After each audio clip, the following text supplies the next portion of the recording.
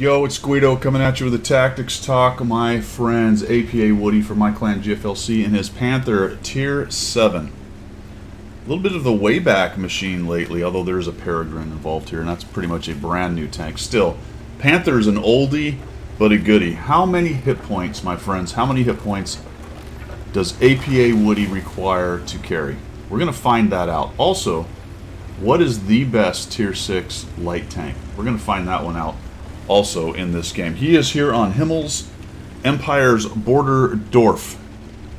Another one of those channelized, or as the Army used to say, canalized. Any Army guys out there? They still say that? It drove me crazy. Canalized. I'm like, what the hell does that mean?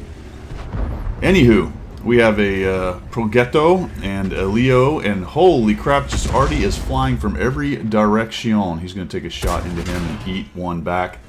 And then thinks better of poking and prodding. This happens to be, by the way, the what are they? Witches, right? The witch crew that we just went through. The Coven. This is the Coven for Pumpkin Smash.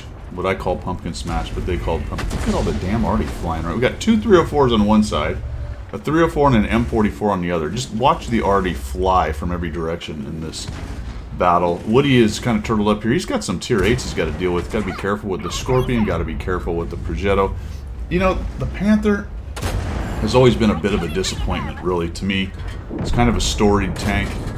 Obviously, a significant number, examples as they say, were built and fought in World War II. This one is probably a tier higher than it really should be. The tier 6 stock ones are actually pretty good at tier 6, but tier 7 it struggles a little bit. It sees 9s and all kinds of stuff like that. But Woody does not care. He's given up some hit points though. Doing some pretty good work against a couple tier 8s. The middle is looking a little rough though. The Peregrine's over there getting beat up. Really nice job with the track. If you guys notice, what he did is he tossed one in there. The thing about the Panther, one of the things about the Panther, the armor is decent, and if you angle it correctly, can be quite good. The turret is a little questionable, but the gun is very interesting. The gun he has on here, because it reloads very quickly, and this is a tracking machine. So while you're not punching them hard with a lot of alpha, its ability to track things and shoot fast is pretty awesome, and in some cases can be absolutely devastating. I think this is the armor, one of the armors from the Coven. Can we talk about take a little side journey here? Talk about the voices. Oh my goodness gracious. They sound like anime voices. One of the things about anime that drives me a little bit batty is the voices. I mean, it's really hard to take. P-43 gets in there. Just the little girly, screechy, kind of happy. Ah, goodness gracious. It's just atrocious. That is a complete, oh my goodness, we're taking all kinds of hit points. That is a complete tangent. The 304s are just trashing our hero. There's another smash, 137. And we're down to 5 hit points. So, my friends, we've answered the question, how many hit points does APA Woody need to carry? The answer is 5. 6 is too many. 100, 1300 is way too many. He's done 1600 damage. Got a kill. The other team has made a bit of a comeback. This is a pretty funny little sequence here. He's got a Super Hellcat that's going to be jumped on by a Type 64. Now, the Super Hellcat's got a lot of hit points. Here comes the Type. Type's got 170 hit points. And poor Woody is just trying to get this guy a little bit behind him. There's one hit with a crit. Okay, good. We got him down to 43. There's a armor not hit. Holy cow. Just not quite enough lead fire. Oh, we got an armor not hit. And we finally tracked that guy down. That's the rapid fire. There you are. One of the advantages of that little gun right there is bang, bang, bang. Finally tracks down. Of course, if he can hit a juicy spot, he's not going to have much trouble pinning a Type 64, but as it was, he was getting into the edges and tracks and other things. Ferdinand pushes up into the middle. Look at this plucky little Crusader up there. Look at the mini-map. He's harassing this Ferdinand, and Woody is over here messing around with the SMV. Pretty soon, though, he kind of gives up on that. He gets a shot off. The guy doesn't see him, so very blind. Must have a very bad crew right there. Guy pushes in the middle. There's a Su-130, and I think Woody looks at this and goes, well, the Su-130 is going to have to deal with this guy because I got a problem behind me. Look at, he's got a ARL Ferdinand T-29 His T-44 is making a go of it down there, but I think he dies pretty quickly. He takes a big hit.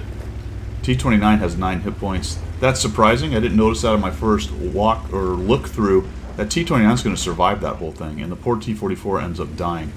Now the Crusaders over here harassing the big Ferdinand, right? So you got the little mouse trying to harass the elephant.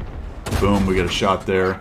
I think I might have gone for a track a little sooner, but just taking those shots as they come. I think he's going for a track here where he doesn't quite get it. Guy keeps turning, and he sneaks one more into the lower plate, does not pin, and gets out of there. Because why? Because 5 hit points, that's why. But that's all he needs. He only needs 5. Look at the Crusader over there just really taking on the Ferdinand. We back out. Ferdinand gets busy with the Crusader, and then Woody comes in here, uses that opportunity to get in behind this guy again. Well, I think he's right in front of him, to be honest. I think the Ferdinand was looking at him, so we get a nice pin with our APCR. And then spin back around this way. CC-56 is moving through. The E-25 is over there trying to hold off the ARL and the T-29. Crusader sitting up there. I think I probably would have ignored the CC and went over there and tried to deal with the T-29 and the ARL. Both of the 304s died, so that was fantastic. It really makes me happy. I think everybody should just celebrate along with the angels that are singing right there. So just enjoy that a little bit. You didn't hear it because I didn't have the right sound thing on. Why would I have it on? That would be stupid. That would be silly. I should prepare. I should have my sounds already. I should, but I don't. Do I? No. Pretty much never. E-25 gunning down the ARL-44. Now things have definitely turned into APA Woody's team's favor. We're at 2,363 in our Tier 7, what I would call kind of underpowered Panther. But it's got its good points, you know what I mean? He was able to use that firepower. It has pretty good DPM overall. And we're going to push in. You got to be careful with this thing. You got to be careful with it, but it can be pretty good. But we got 4 kills, man. 2,372 damage. A little bit of assist at 700. This is a big game. We find this guy out in the open. Now, here's the thing about the little gun.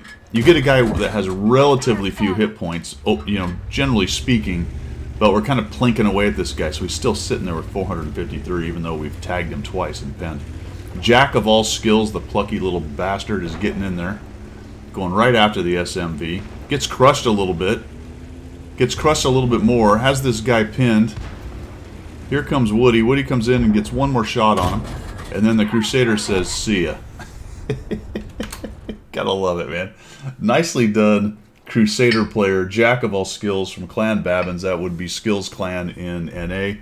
Well done. As well as APA Woody cranking out 2,771 damage. 716 assists for a really nice little game right there, and a showcase of what the Panther can do in the right situation. Really well done. Maintained his votes. Even though there was only 5 votes left at the very end of it, he did a lot of work with only 5 hit points. Nicely done moving back and forth from side to side and helping where help was required right there. You know, the voices, holy cow. I put mine in my 131, Tiger 131, and honestly, it's a chore. Maybe I'll just turn them off. I do understand now, though, why they made it so you had to put them all in one tank. I'd kind of not thought about it too much, but remember that the only people who really talk in most tanks are going to be the commander. That's the voiceover, is the commander voice. So you do get some comments, I think, from the rest of the crew in this one based on certain things that happen. Someone else talks if the tracks come off. I don't know what makes the cat talk. Does anybody know what makes the cat talk? I don't know. That's something I need to look into right there, because mostly you hear the really high-pitched Harley Quinn ripoff talk about shooting things. That's most of what you hear. And then, of course, you hear some of the commander stuff, but I don't know what makes the cat and the other two talk necessarily. If you know, chuck it down there in the comments, but I'll probably figure it out as I play the Tiger 131 a little bit more. Woody, thanks for sending that in. That was a really great game in your Panther. Much appreciated. Hope you guys have a fantastic day and support the channel. If you like what you saw, go ahead and hit the subscribe button. If you're looking for other ways to support it, you can check that out down in the description. That is all I've got for today. We will see you.